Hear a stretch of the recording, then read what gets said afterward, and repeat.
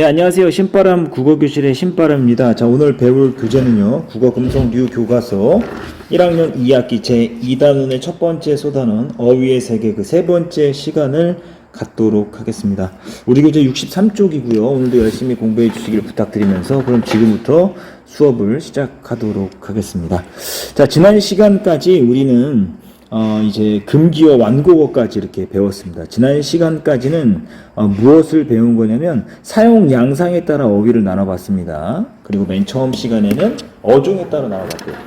지금은 이제 단어의 의미 관계에 따라서 어휘를 나눠보는 시간을 갖도록 하겠습니다. 먼저 유의 관계에 대해 탐구하고 국어 생활에 적용해보는 시간을 갖도록 하겠습니다. 자, 1번인데요. 가와 같은 유의어가 존재하는 이유를 나에서 찾아서 연결해보자 라고 이야기했습니다. 아내, 처, 와이프를 모로 고유어, 한자어, 외래어의 어휘 체계라는 것 때문에 유의어가 존재한다는 걸 알 수 있고요. 올갱이하고 다슬기는 다 같은 말인데 지역 방언의 차이라는 것을 알 수 있고요. 물과 산하수소라는 단어는 전문성이냐 전문적이지 않냐라는 이 전문성의 차이 때문에 나눠진다는 것을 알 수가 있습니다. 자, 그럼 빈칸에 OX를 넣으며 유의어 사이의 의미 차이를 파악해보자. 공을 잡다와 쥐다는 둘 다 가능하지만 범인을 잡다와 쥐다는 잡다는 되지만 쥐다는 되지 않아요. 그리고 손끝으로 잡다는 되지만 손끝으로 쥐다라는 말은 되지 않습니다. 그러니까 유의어라는 말은 여기 나와 있는 것처럼 단어끼리 의미가 완전히 같다는 뜻으로 동의어라는 말은 쓰지만 특정 상황에서 서로 바꿔 쓸 수 없는 경우가 있기 때문에 유의어라는 말을 쓰는 거예요. 그러니까 똑같다라는 게 아니에요. 그냥 비슷하다라는 거지. 왜냐하면 어떤 상황 속에서는 유의 관계가 성립되지만 또 어떤 상황 속에서는 유의 관계가 성립되지 않기 때문에 그렇다라고 말씀을 드릴 수가 있습니다. 2번 반의 관계에 대해 탐구하고 국어 생활에 적용해 봅시다.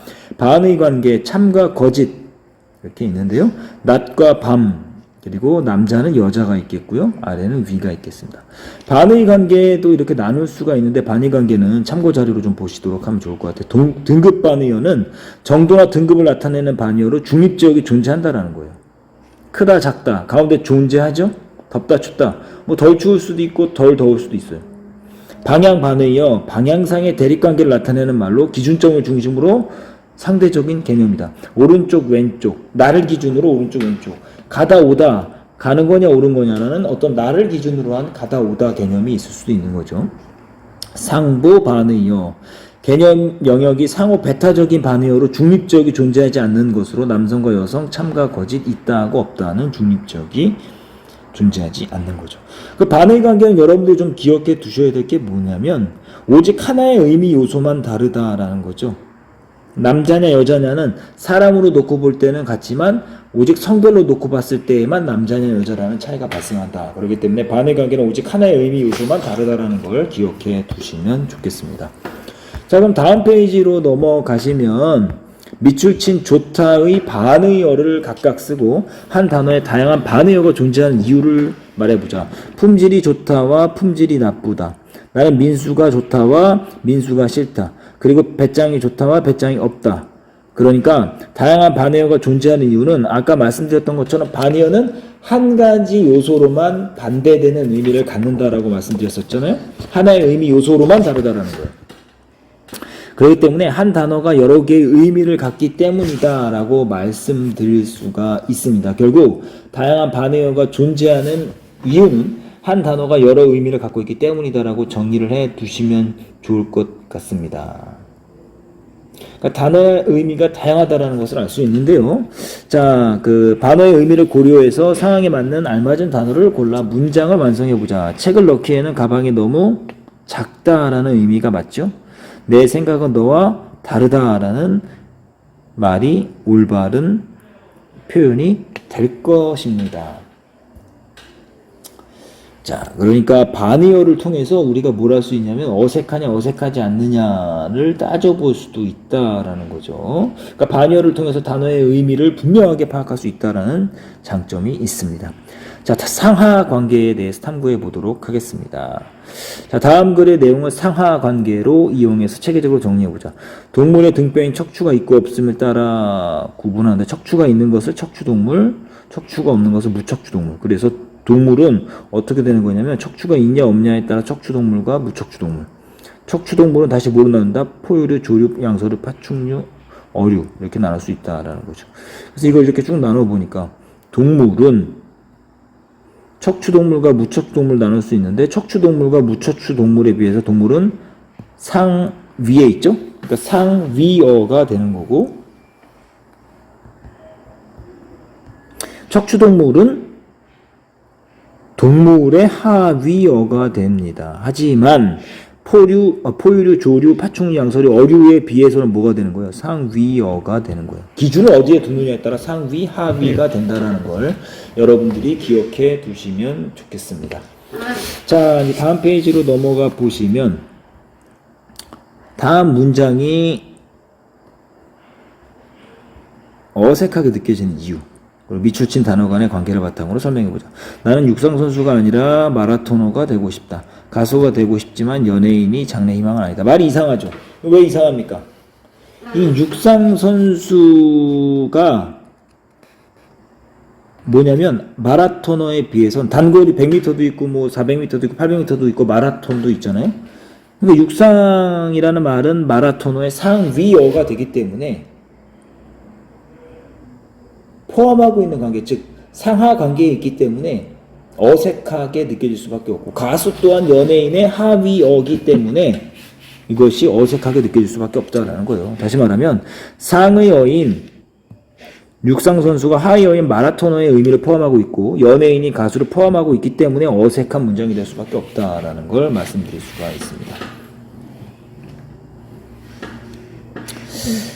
자, 그 다음에 소녀와 의미관계를 형성하는 단어 소녀 포함되는 것은 뭡니까? 사람과 청소년의 소녀가 포함되는 거죠. 그러니까 소녀는 사람 혹은 청소년의 하위어가 되는 거고 비슷한 말로는 여자아이